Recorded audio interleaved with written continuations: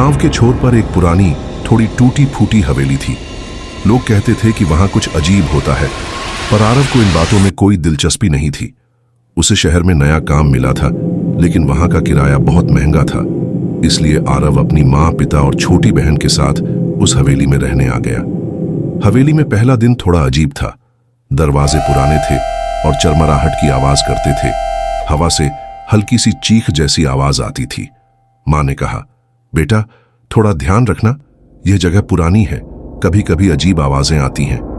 रात को जब सब सो रहे थे तो आरव ने एक हल्की सी आवाज सुनी, जैसे कोई धीरे धीरे हवेली के रास्तों में चल रहा हो। पहले तो उसे लगा शायद हवा की आवाज है, लेकिन फिर भी दिल में कुछ अजीब सा डर पैदा हो गया। आरव की छोटी बहन मीरा उस रात अपने कमरे में आकर बोली, भैया मुझे कोई डराता है। आरव ने उसका हाथ पकड़कर कहा, कोई नहीं है, सब ठीक होगा। पर अगले दिन से हवेली में और भी अजीब चीजें होने लगीं। कभी दरवाजे अपने आप खुलते, कभी रास्ते अजीब से लगते थे, जैसे कोई उन्हें देख रहा हो। आरव ने सोचा शायद कुछ लोग हवेली के आसपास छुपकर मजाक कर रहे हैं, लेकिन उसका मन नहीं माना। गांव के लोग भी हवेली के बारे में चुप चुप के बातें करते थे, पर कोई साफ साफ बताने से कतराता था। ऐसे ही आरव और उसके परिवार के लिए एक नई कहानी शुरू होती है, जहां कुछ ऐसा छुपा है जो उन्होंने कभी सोचा भी नहीं था। उस रात सब लोग खाना खाकर सो गए। हवेली के हर कोने में सन्नाटा था, सिर्फ पुरानी घड़ी की टिक टिक की आवाज आ रही थी। आरव ने लाइट बंद की और सोने की कोशिश की। रात के करीब 2 बजे उसकी आंख एक आवाज से खुली, जैसे कोई लकड़ी पर नंगे पैरों से चल रहा हो। धीरे धीरे घिसते हुए पैर, छाप छाप छाप। आरव ने कान लगाकर सुना। आवाज सीढ़ियों से नीचे आती लग रही थी। उसने डर के बावजूद दरवाजा खोला। अंदर अंधेरा था, लेकिन कुछ हल्की सी छाया जैसे नीचे जा रही हो। उसने आवाज दी, मां, पापा। कोई जवाब नहीं। उसने टॉर्च उठाई और सीढ़ियां उतरने लगा। हर कदम के साथ उसका दिल तेज धड़कने लगा। नीचे पहुंचकर देखा, मुख्य हॉल का एक कोना काफी ठंडा था।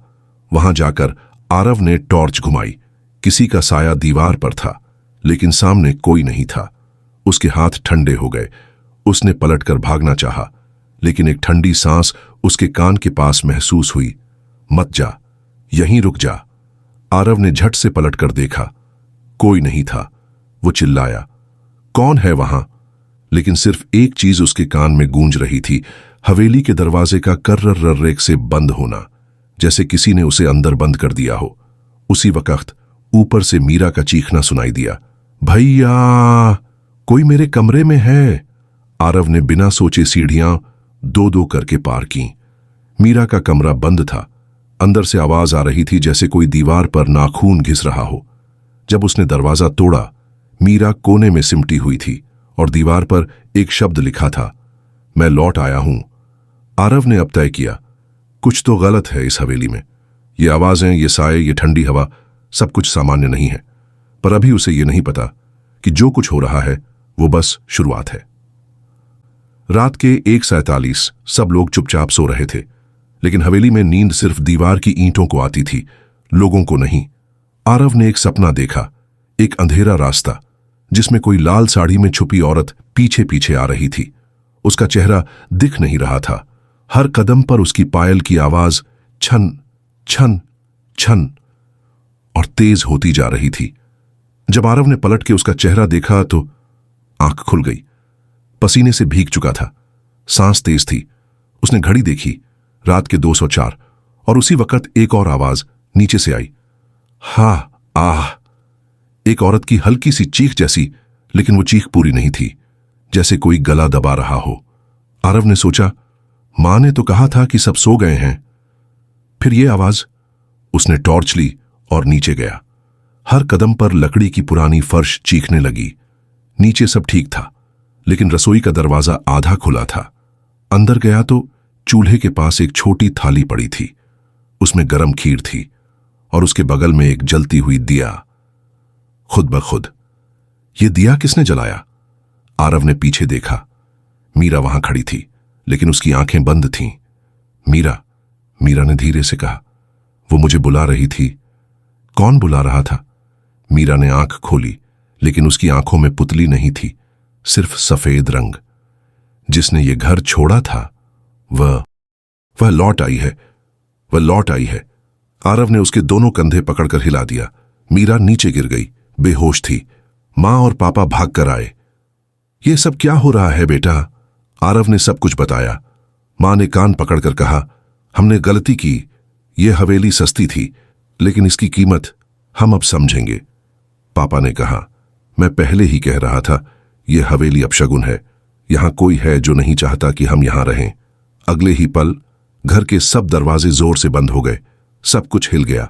हर कोने से एक ही आवाज आई, अब देर हो चुकी है। स्टेज बदल गया है। अब यह घर उनका है। अब फैमिली समझ चुकी थी, यह कोई सपना नहीं, यह हवेली किसी और की है। और वो कोई अब छुपकर नहीं, खुद को दिखाकर परेशान कर रहा है। मीरा अब भी बेहोश है। मां, पापा और आरव एक कमरे में सिमट कर बैठ गए हैं। बाहर अंधेरा घना होता जा रहा है और हवेली के एक एक कोने से जैसे कोई धीरे धीरे जाग रहा हो। किसी तरह आरव ने दिन बिताया। फिर अगली रात का समय 2:14 AM। पूरा घर सो रहा था, या शायद सोच रहा था कि सो रहा है। आरव की आंख अचानक खुल गई, बिना किसी वजह के। उसने साइड टेबल पे रखी घड़ी देखी, 3:02 AM। जैसे ही सुई ने 3 बजाए, पूरे घर की लाइट चली गई। एकदम से अंधेरा, गहरा घना अंधेरा, जैसे किसी ने रोशनी से नफरत कर ली हो। तभी छोटी बहन मीरा के चीखने की आवाज आई, भैया! आरव ने टॉर्च उठाई और दौड़ता हुआ उसके कमरे तक गया। दरवाजा अंदर से बंद था। उसने जोर से चिल्लाया, मीरा! अंदर से बस आवाज आ रही थी, नाखूनों की घिस-घिस, जैसे कोई दीवार पे कुछ लिख रहा हो। आरव ने दरवाजा तोड़ा। अंदर मीरा ठीक थी, लेकिन उसके आसपास की चारों दीवारों पे लाल खून से एक ही नाम लिखा था, नैना। आरव एक पल को समझ नहीं पाया कि यह नाम किसका है। तभी पीछे से ठंड का एक झटका उसके शरीर में उतर गया। टॉर्च घुमाई और पहली बार वो साया सामने था। साया का पहला दर्शन एक औरत, लाल साड़ी, लंबे खुले बाल, पैर जमीन से कुछ इंच ऊपर, चेहरा आधा जला हुआ, आंखें जैसे खून से भरी हो, लंबी मुंह से खींची हुई मुस्कान, एक हाथ में टूटा हुआ मंगलसूत्र, दूसरे हाथ में जलता हुआ दिया। उसकी आंखें सीधा आरव पे थीं। मेरा लिया गया है, अब मैं सबका लूंगी।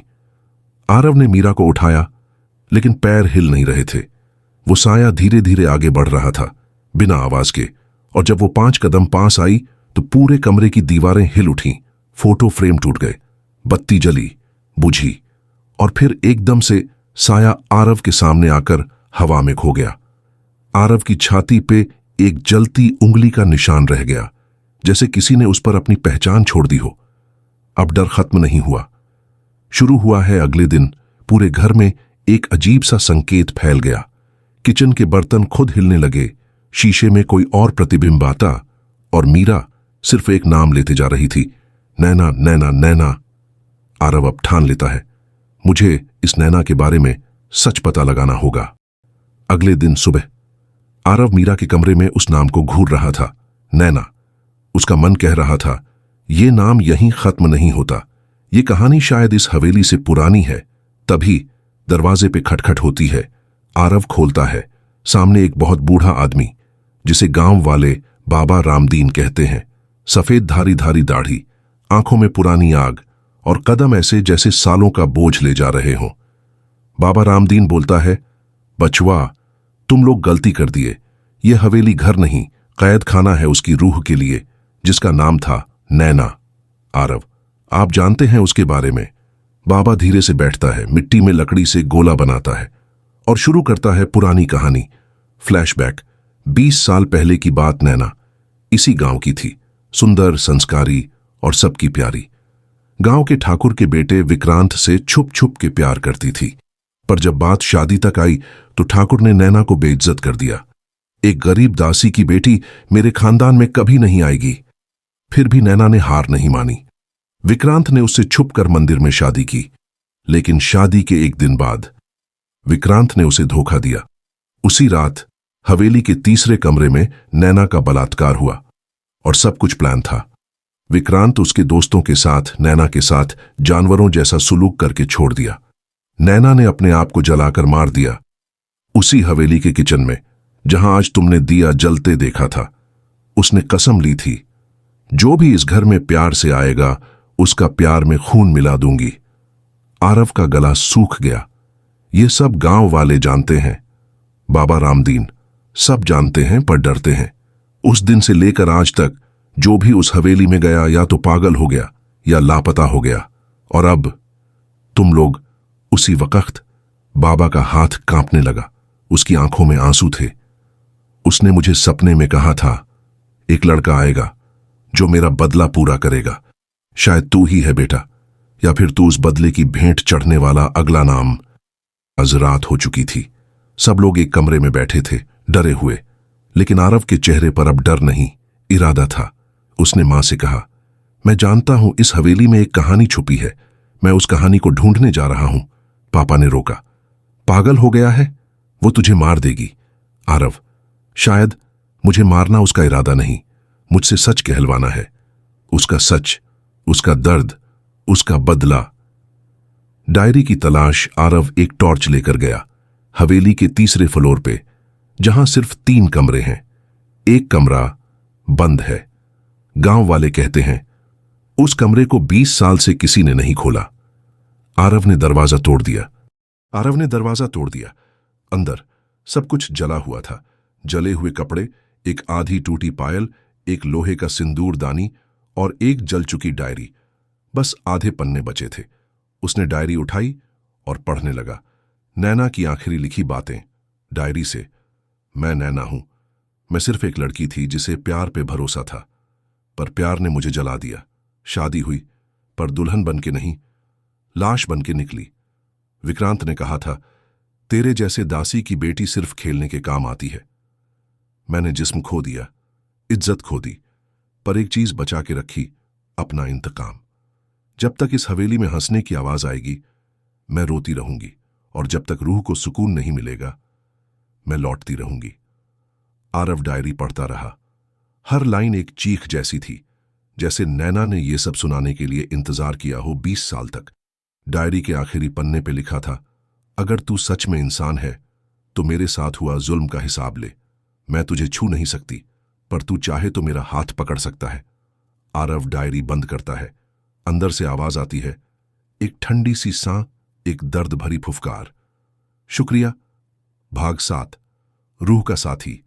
आरव और नैना की जुदाई और जोड़। आरव डायरी बंद करके कमरे में खड़ा था।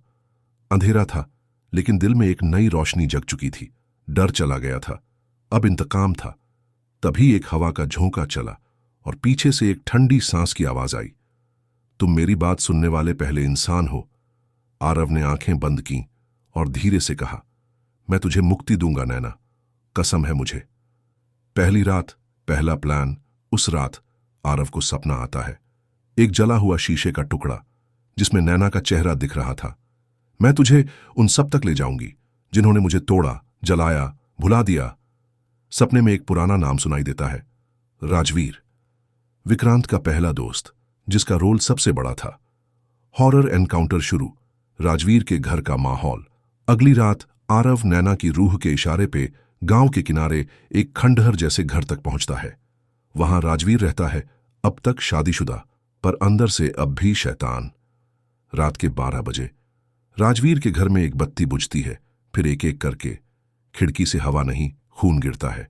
टीवी अपने आप चालू हो जाता है और उसमें दिखता है एक शादी का टूटा मंडप, जिसमें एक दुल्हन आग में जल रही है।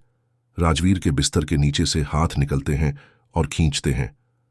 तभी एक आवाज आती है, याद है तूने बोला था दासी की बेटी, आज वही बेटी तेरी जान लेने आई है। राजवीर की मौत। धीमी और मनोवैज्ञानिक। राजवीर चिल्लाता है, दरवाजा तोड़ता है, लेकिन हर तरफ आग है और नैना का लाल जोड़ा। उसका गला खींचता है एक न दिखने वाला दुपट्टा, और बस 2 मिनट में उसकी बॉडी टपकती है जमीन पे।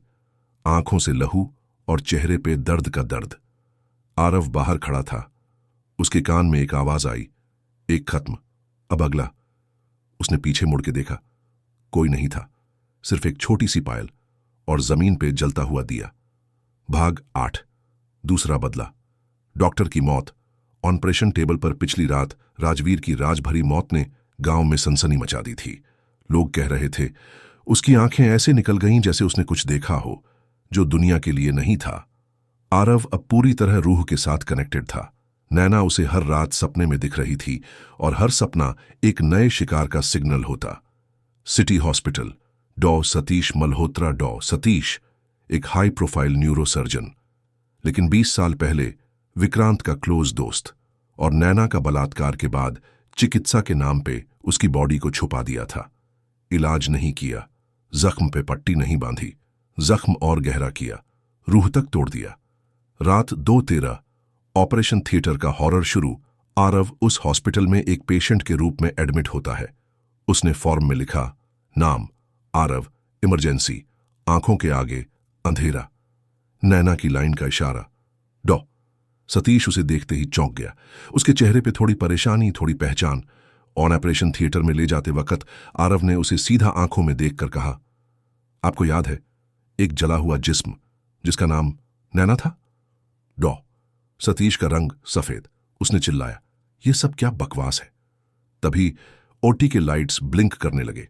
मॉनिटर पे हार्टबीट की जगह एक आवाज आने लगी, आप डॉक्टर हो या कातिल? मनोवैज्ञानिक सर्जरी। हॉरर अपने चरम पर। ओटी के सब सर्जिकल टूल्स अपने आप हवा में उड़ने लगे। लाइट बीम से एक नागिन जैसी परछाई निकली, नैना का रूप। डॉ सतीश के हाथ टेबल से चिपक गए। एक ब्लेड उसकी आंख के पास आके रुक गया। एक औरत की चीख, मुझे जिंदा जला दिया, मुझे जिंदा जला दिया, तू हाथ से हाथ धोता रहा। सतीश चिल्लाया, मुझे माफ करो। आरव बस खड़ा था। उसके कान में नैना की आवाज, मैं डॉक्टर नहीं थी, पर मैं तेरी सर्जरी पूरी करूंगी। मौत का दृश्य। नैना का रूह सतीश के अंदर घुस गया। उसकी बॉडी मिर्ची की तरह जलने लगी। उसकी आंखों से खून और धुआं निकल रहा था। उसका दिमाग फट गया ओटी टेबल पे ही। आरव ने आंख बंद कर ली। दिया जल गया और ओटी के ग्लास पे एक लाइन लिखी गई, केस क्लोज्ड ऑन नैना, भाग 9, विक्रांत, आखिरी पापी। और वो एक राज, 2 लोग, 2 मौत। गांव में अब लोग घर के बाहर निकलने से डरने लगे थे और विक्रांत अब शिकार बन चुका था। उसने एक तांत्रिक बुलाया, यह सब किसी रूह का काम है, मुझे बचा ले बाबा। तांत्रिक ने आंख बंद की और बस एक लाइन बोली, तू सिर्फ लाश बनेगा, उस रूह का दर्द तुझ में उतरेगा। Flashback reveal. नैना और विक्रांत का अतीत। आरव ने एक पुरानी फाइल ढूंढी विक्रांत के घर से। उस फाइल में एक पुरानी फोटो मिली जिसमें छोटी सी नैना थी और उसके साथ था विक्रांत। मगर शॉकिंग बात, एक और आदमी था उस फोटो में, आरव के पिताजी, आरव के पापा सुरेंद्र शर्मा। उस वक्त जमींदार थे और नैना उनकी नौकरानी की बेटी थी। जुल्म सिर्फ विक्रांत ने नहीं, आरव के घर के लोगों ने भी किया था। जोर जबरदस्ती, इज्जत का तमाशा। और जब नैना ने सच बोला तो उसकी मां को भी झर दे दिया गया। आरव टूटा, लेकिन नैना का इरादा मजबूत। आरव ने रोकर कहा, नैना, तुम्हारा दर्द अब मेरा है, मैं इस जिस्म से वो पाप मिटा दूंगा। तभी रूम का दरवाजा बंद हो गया। नैना का रूह सामने आया, लेकिन इस बार आग से बना हुआ। उसने कहा, अगर तू सच में मेरा साथी है तो विक्रांत तक मुझे ले जा। मुझे अपने हाथों से नहीं, तेरे हाथों से मुक्ति चाहिए। विक्रांत की शिकार रात। विक्रांत एक रिसोर्ट में छुप गया था। हाईटेक सिक्योरिटी, कैमरे, तांत्रिक।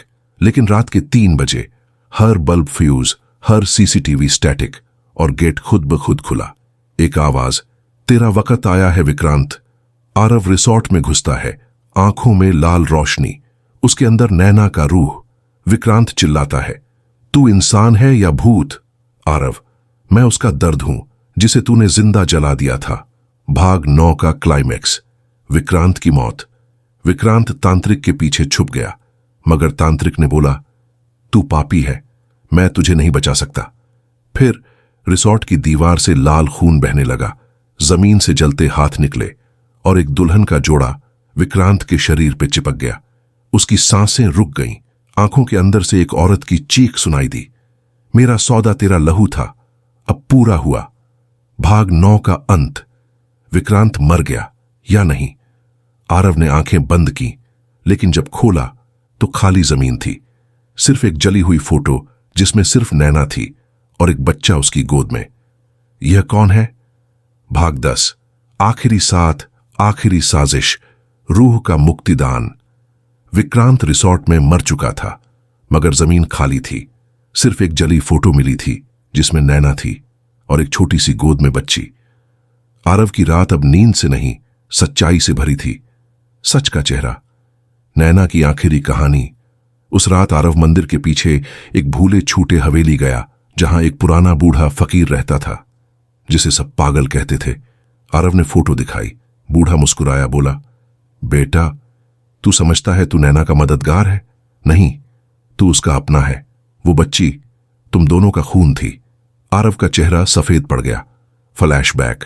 नैना 19 साल की थी जब उस पर अत्याचार हुआ, मगर उसके पहले उसका रिश्ता था आरव से, एक छुपा हुआ सच्चा प्यार।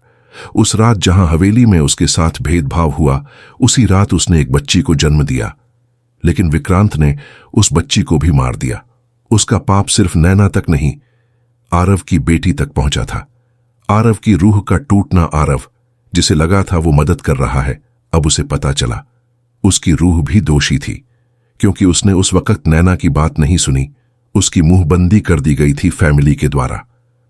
आरव ने रोकर कहा, मैं जीने के लायक नहीं हूं, तू चाहे तो मुझे भी ले चल नैना। अंतिम एनकाउंटर, रूह का आखिरी साथ। एक शाम शिव मंदिर के सामने आरव ने अग्नि जलाई।